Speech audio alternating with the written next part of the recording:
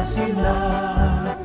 Belajar, bergerak, berbagi untuk negeri, kita menjalin kolam. Assalamualaikum warahmatullahi wabarakatuh. Waalaikumsalam warahmatullahi wabarakatuh. Baik, perkenalkan nama saya Henry, yaitu calon guru penggerak Angkatan 8 SMA Negeri 10 Kota Tangerang Selatan. Kali ini saya didampingi oleh Ibu Eka, guru bahasa Indonesia SMA 10 Tangerang Selatan. Baik, hari ini kita akan mengadakan percakapan pra-observasi. Kita mulai, Bu ya. Ya, baik Pak. Assalamualaikum Bu Eka, bagaimana kabarnya? Waalaikumsalam, baik. Alhamdulillah sehat. Baik Bu. Hari ini kita akan melaksanakan percakapan pra-observasi ya Bu. Nanti saya akan mengamati pada saat pembelajaran Ibu nanti di kelas. Baik. Kira-kira apa tujuan pembelajaran yang akan Ibu capai nanti? Baik Pak. Bapak nanti akan masuk di kelas 10, yaitu kami sedang membahas materi anekdot. Ya, tujuan pembelajarannya adalah siswa itu dapat memahami makna tersirat yang terdapat dalam sebuah teks anekdot. Kemudian tujuan yang kedua adalah siswa itu dapat menentukan struktur dari teks anekdot dan menentukan mana kalimat yang merupakan bentuk sindiran atau kritikannya. Tujuan yang ketiga adalah siswa dapat mengidentifikasi unsur kebahasaan yang ada dalam teks anekdot. Baik Bu.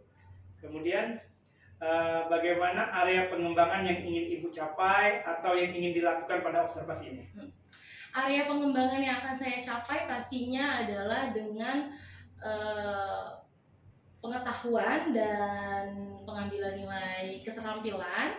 Ya, pengetahuannya adalah saya akan meminta anak untuk mengidentifikasi atau menentukan struktur dan kebahasaan dari sebuah teks anekdot, yang mana teori-teorinya akan saya jelaskan terlebih dahulu kepada anak.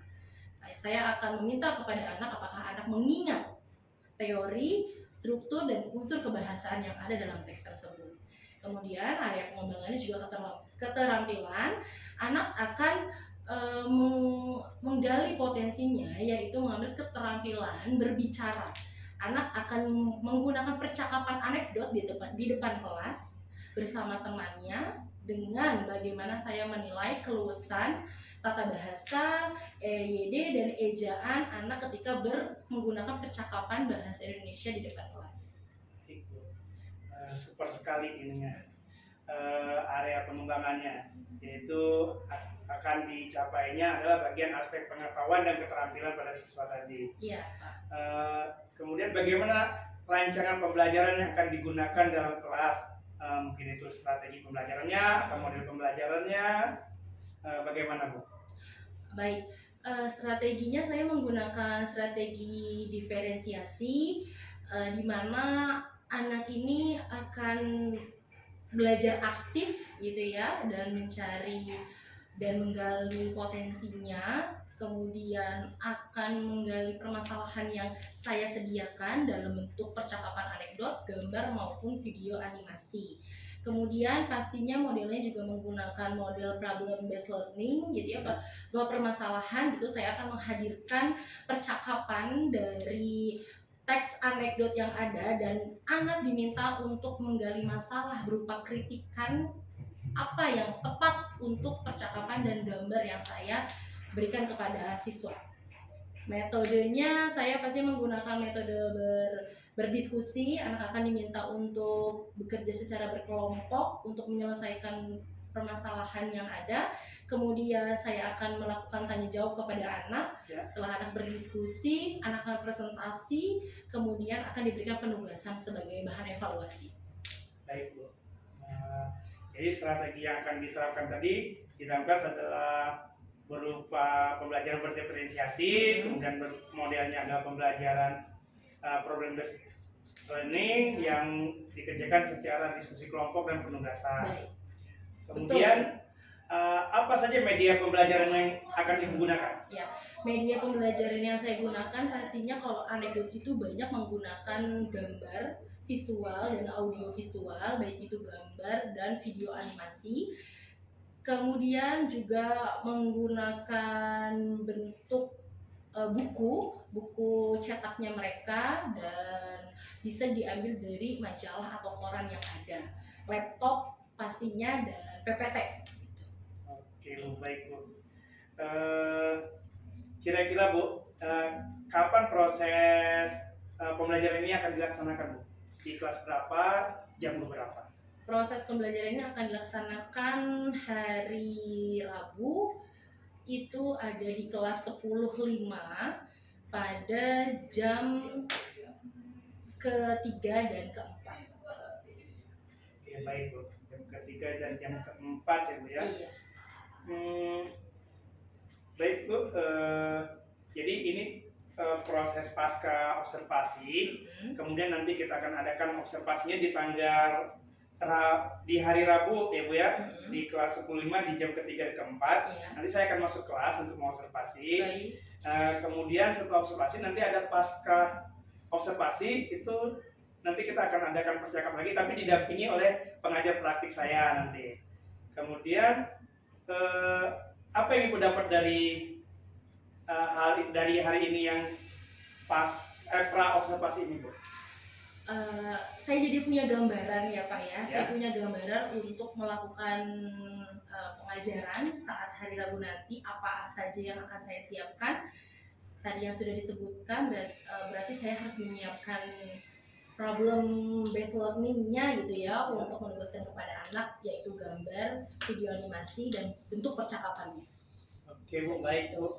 Semoga nanti dalam kegiatan observasinya berjalan lancar. Baik. Dan semoga sukses semuanya. Saya ucapkan terima kasih Bu. Assalamualaikum warahmatullahi wabarakatuh. Waalaikumsalam warahmatullahi wabarakatuh.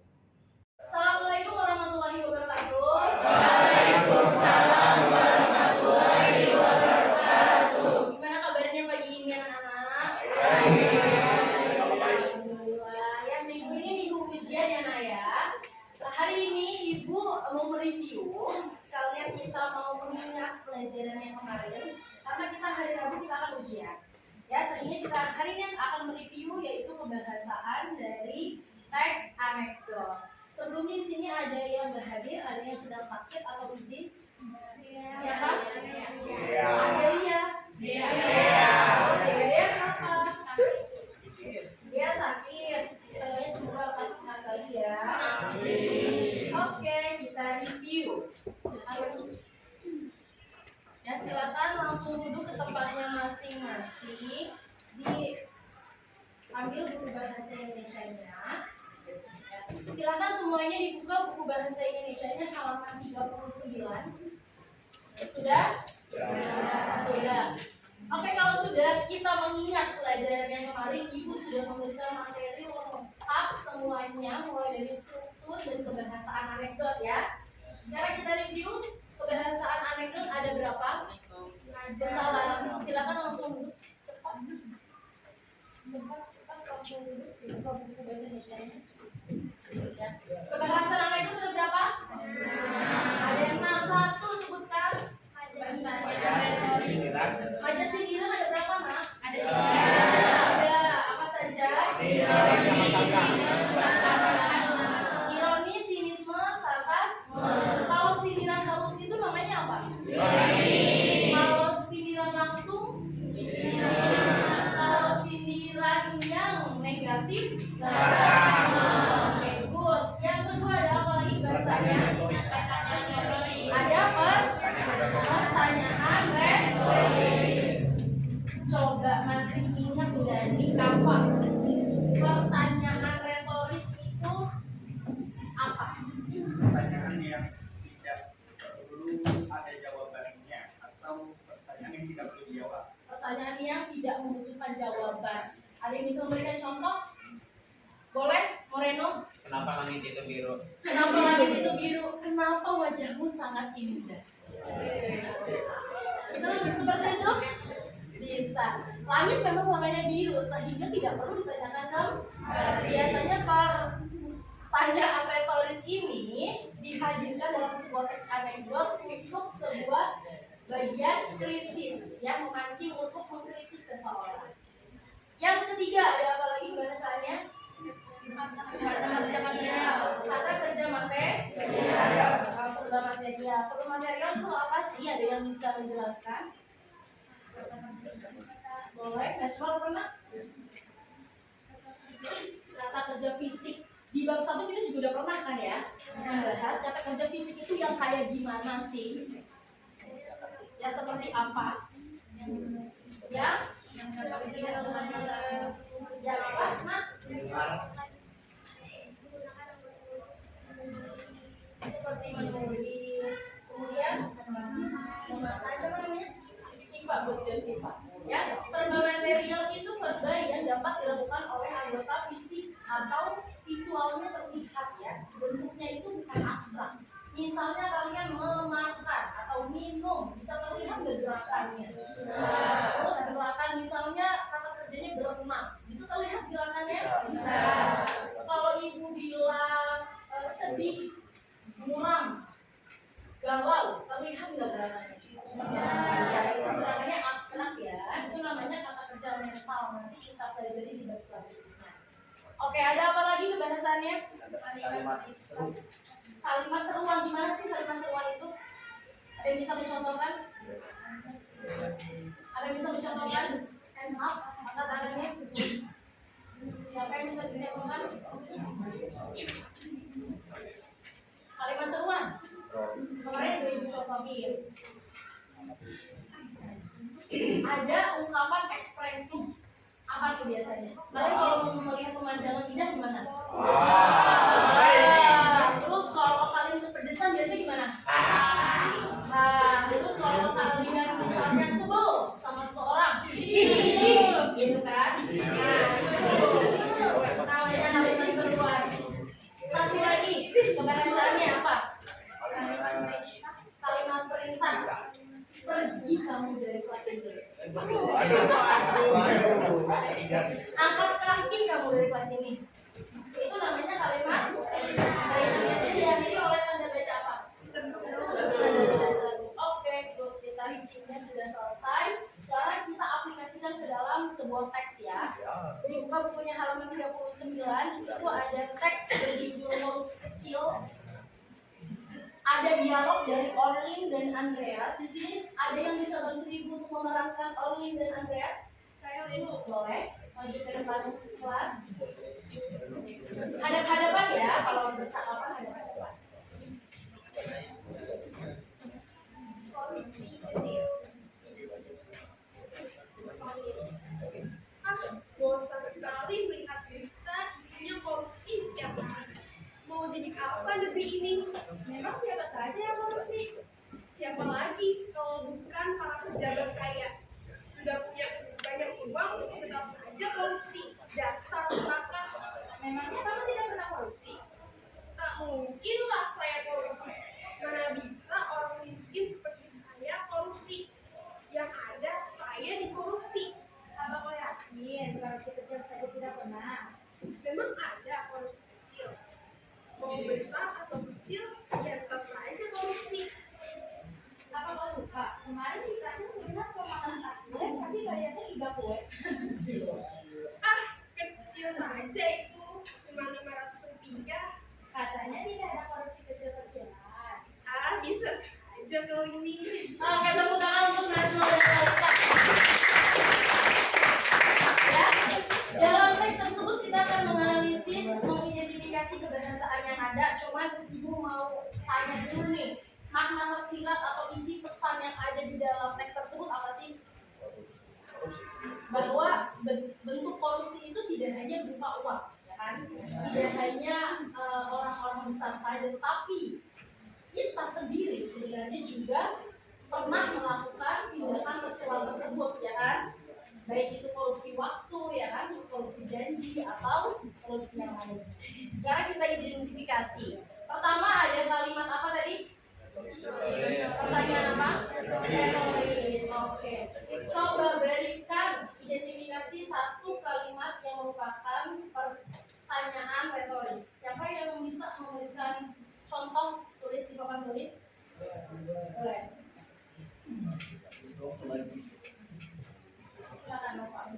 Di pinggir ya tulisnya Nova, biar teman-teman kebagian.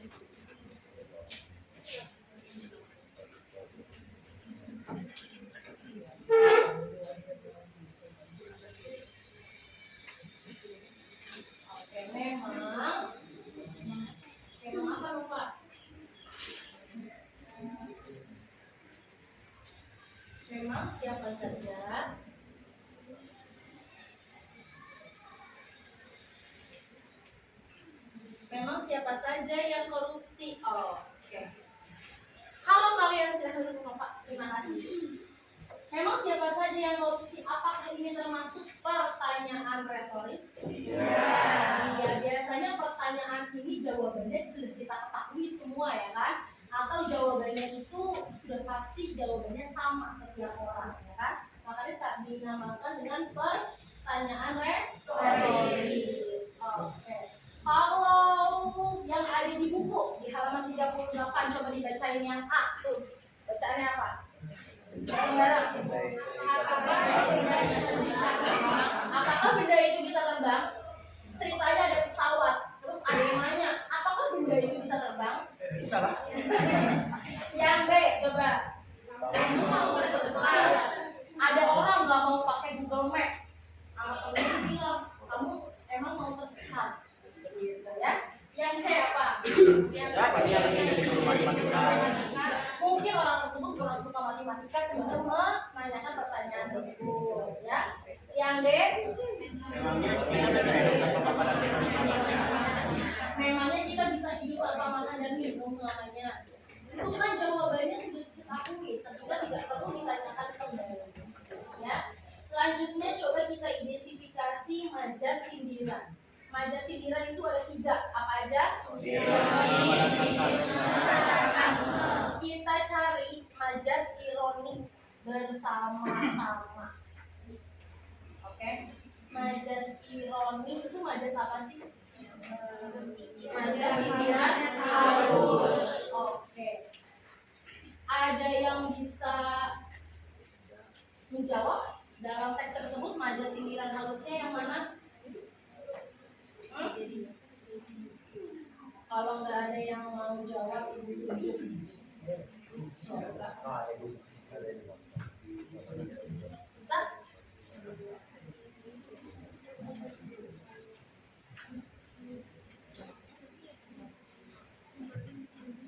Siapa? Siapa? Raisya.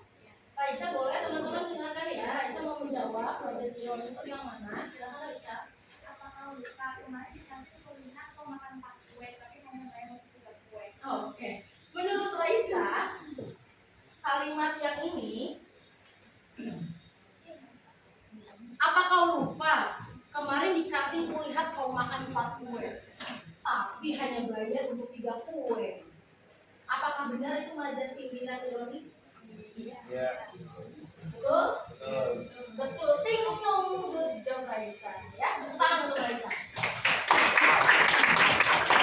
Dari ironi ini majas sindiran tidak langsung. Misalnya, kayaknya bangunnya subuh banget nih sampai dapat kepagian. Padahal dia datang kesiangan. Ya. Sekarang kita cari majas sinisme. Sinisme itu majas sindiran langsung. Ada yang bisa menjawab? Angkat tangannya, majas sindiran langsung. Boleh Moreno berdiri? Iya, yang mana Moreno? Menurut Moreno yang mana majas sindiran langsung? Siapa lagi kalau bukan para pejabat kaya sudah punya banyak uang tetap saja korupsi dasar serangga. Apakah menurut teman-teman yang lain pernyataan dari Moreno benar? Kurang tepat, nggak apa-apa Moreno. Coba dibantu dengan teman yang lain. Oke, kita belajar sama-sama. Yang mana sih sindiran sinisme? Sinisme itu sindiran langsung tanpa menggunakan kata-kata negatif. Yang mana?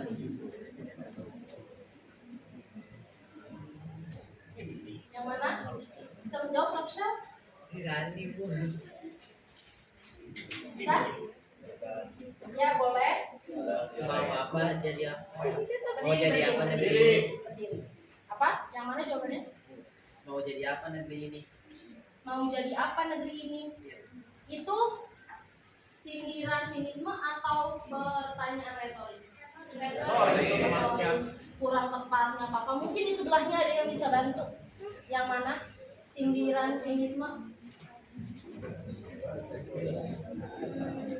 Kalimatnya menyindir secara langsung, tetapi tidak menggunakan kata-kata negatif. Apa kau yakin ini?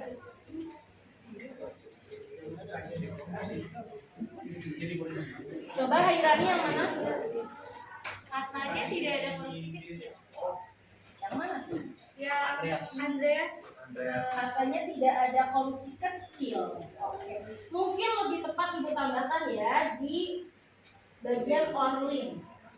Mana ada korupsi kecil, mau besar atau kecil namanya tetap korupsi.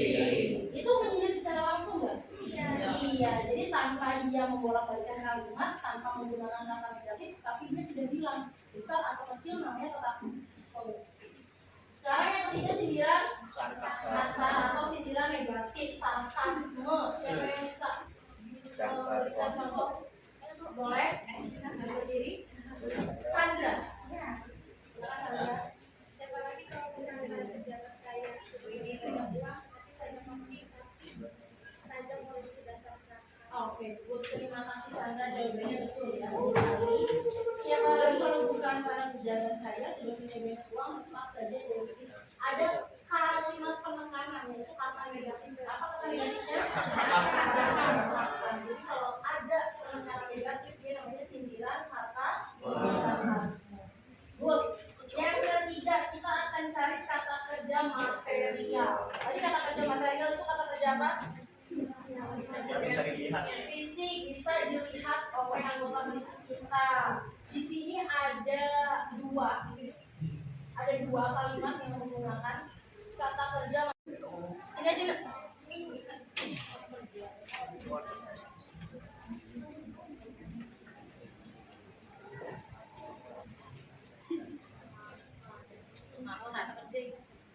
Selain mana ada lagi?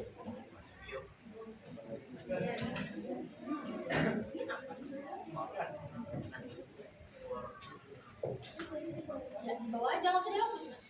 Lanjutkan saja.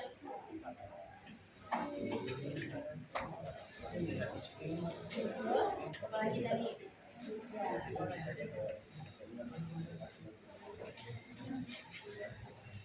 Oke. Satu lagi di kalimat yang pertama sebelum Ibu bahas. Ada yang bisa? Ini nih. Ibu beli.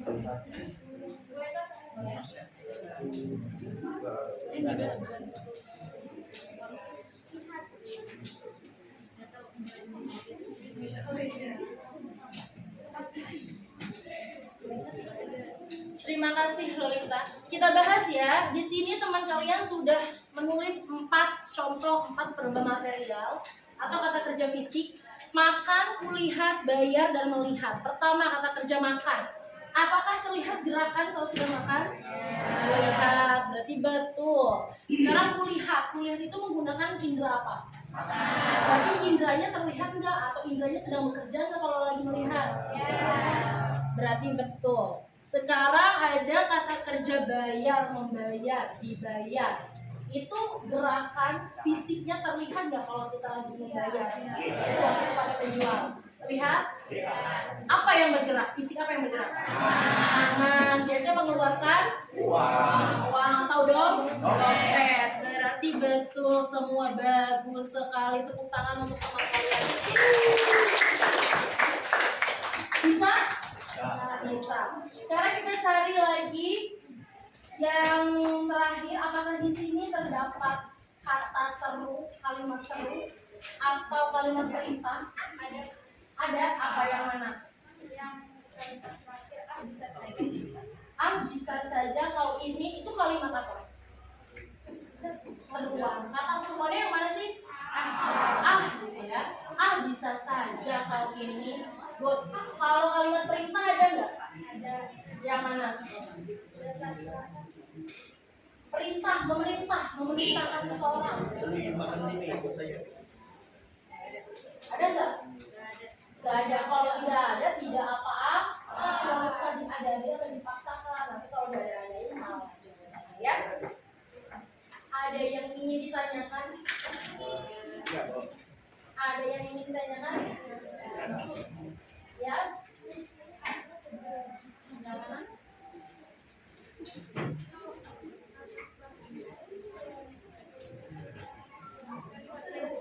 Yang seperti biar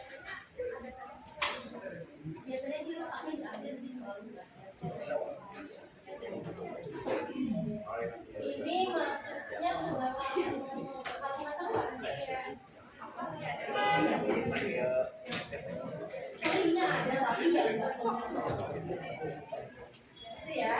Jadi teman kalian menanyakan apakah ada kalimat seru atau tidak. Oke, ada pertanyaan lagi? Bisa dipahami penjelasan dari Ibu? Nah, kalau gitu coba kita tentukan strukturnya, ya. Struktur teks anekdot ada berapa? Ada 5 apa saja? Orientasi, krisis. Di sini ada abstraksinya nggak? Nggak ada. Karena abstraksi sifatnya offshore. Ada orientasi di sini. Dari mana sampai mana?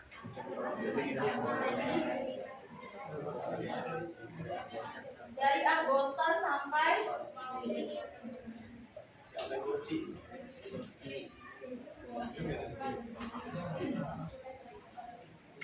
orientasi itu apa sih? Pengenalan, permasalahan atau konflik awal. Yang mana konflik awalnya? Bosan sekali sampai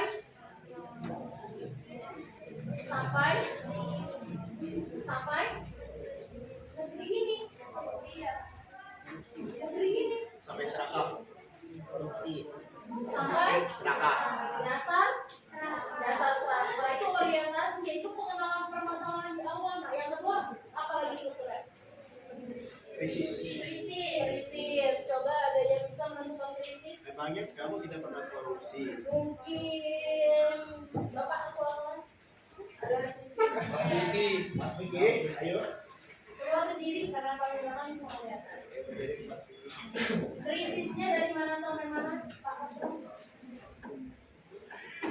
Dari memangnya sampai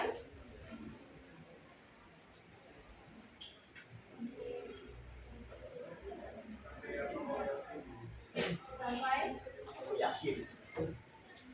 sampai apa kau yakin kalau saja tidak? Krisis itu apa? Duduk lagi. Terima kasih Alfitri. Terima kasih Alfitri. Bagus sekali. Boleh tentukan bagian reaksinya. Ada yang bisa menentukan bagian reaksi? Mungkin sayap kanan ibu itu cuma sayap kanan.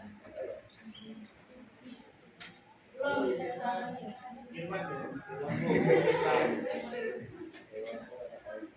Ayo, Irwan Syah. Irwan Syah, reaksi itu apa sih? Ya? Ya, yang lucu bentuk sindirannya, bentuk kritikannya. Dari mana sampai mana? Dari mana ada yang korupsi, terus sampai?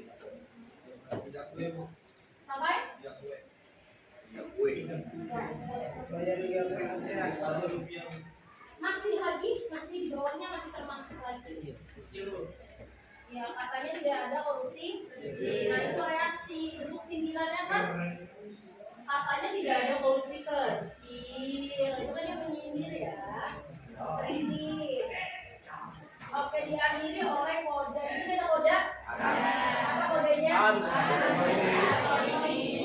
Bisa saja kalau ini. Good. Tepuk tangan untuk kita semua. Obrolanlah teks anekdot dengan benar dalam kehidupan sehari-hari. Kalau tidak ada pertanyaan, Ibu tutup pelajaran hari ini. Terima kasih. Wassalamualaikum warahmatullahi wabarakatuh. Waalaikumsalam warahmatullahi wabarakatuh. Baik, Assalamualaikum warahmatullahi wabarakatuh. Waalaikumsalam warahmatullahi wabarakatuh. Alhamdulillahirrahmanirrahim. Hari ini kita sudah berkumpul. Terima kasih Bu Eka atas waktunya. Terima kasih Pak Hendri yang sudah hadir di kegiatan pendampingan individu yang kelima. Izin menyampaikan informasi sebelum melaksanakan kegiatan pasca observasi. Di sini di saat pendampingan individu 5, harapannya Pak Hendri dapat menyampaikan tujuan dari percakapan dan hasil analisis data observasi pembelajaran kepada WK. Kemudian yang kedua, melakukan percakapan umpan balik Dalam percakapan ini, Pak Henry menemukan area pengembangan dan perbaikan diri yang hendak dilakukan kepada Bu Eka, kemudian mencatat hasil umpan balik tersebut pada catatan percakapan pasca observasi kelas.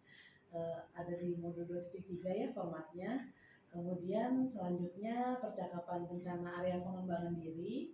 Di rencana aksi pengembangan diri ini, hasil perencanaan aksi diri dari Bu Eka dicatat di lembar rencana pengembangan diri. Selanjutnya refleksi diri latihan coaching. Hasil refleksi ini yang dilakukan oleh Pak Henry kepada Bu Eka dicatat pada refleksi diri latihan coaching. Dan proses pasca observasi pembelajaran ini saya amati, kemudian saya melakukan penilaian pada rubrik penilaian sesi aksi nyata. Silakan dimulai untuk kegiatan pasca observasi. Baik Bu, terima kasih. Perkenalkan, nama saya Endri, yaitu CGP Angkatan 8, Provinsi Banten, SMA Negeri 10, Kota Tangerang Selatan. Hari ini saya akan melakukan wawancara pasca observasi dengan Bu Eka, guru mata pelajaran Bahasa Indonesia, yaitu observasi di kelas 10.5 dengan materi apa Bu? Kebahasan anekdot ya. Bagaimana Bu kabarnya hari ini? Alhamdulillah baik Pak. Iya.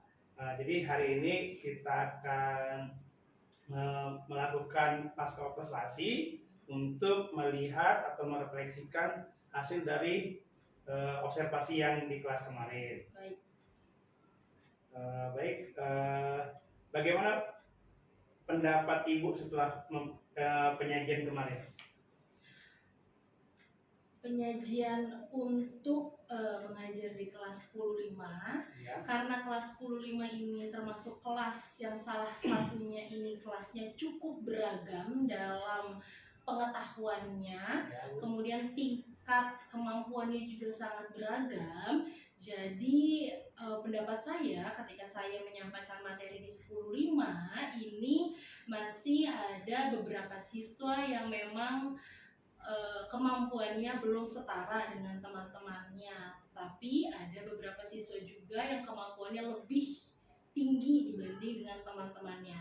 Ada beberapa siswa yang menyimaknya itu sangat baik, tetapi ada juga beberapa siswa yang kemampuan berbicaranya yang baik, menyimaknya kurang, kemampuan berbicaranya yang baik. Jadi di sini pendapat saya menemukan berbagai macam perilaku dan minat siswa di hal yang berbeda walaupun mereka di kelas yang sama. Baik Bu, apakah proses pembelajaran kemarin itu sudah sesuai dengan yang direncanakan? Sedikit kurangnya sudah sesuai dengan yang direncanakan, hanya saja masih disesuaikan dengan kondisi lapangan yang ada, begitu. Hanya kalau tujuan pembelajarannya, metodenya itu sudah diterapkan. Baik Bu, memang kemarin itu sudah berjalan dengan baik, terutama dalam pengelompokan siswa-siswa dengan bakat dan minatnya. Bisakah Ibu menceritakan hal-hal yang dirasakan memuaskan dalam proses kemarin? Baik, ketika mengelompokkan anak sesuai dengan minat dan bakatnya, maka akan lebih terarah anak itu untuk menerima proses pembelajaran. Misalnya ketika siswa yang memang cara belajarnya dia adalah kinestetik, di kelompok tersebut ia itu ditugaskan untuk ia maju ke depan untuk menyampaikan pendapat atau berbicara di depan kelas. Nah, siswa yang kinestetik ini lebih bisa mengeksplor dirinya. Kemudian ada siswa yang condongnya belajarnya kepada visual atau auditori. Mereka inilah yang menjadi penengah ketika mengerjakan kelompok. Mereka inilah yang mencari datanya, mereka inilah yang mengumpulkan sumbernya. Jadi mereka membagi tugasnya masing-masing sesuai dengan kemampuan belajar.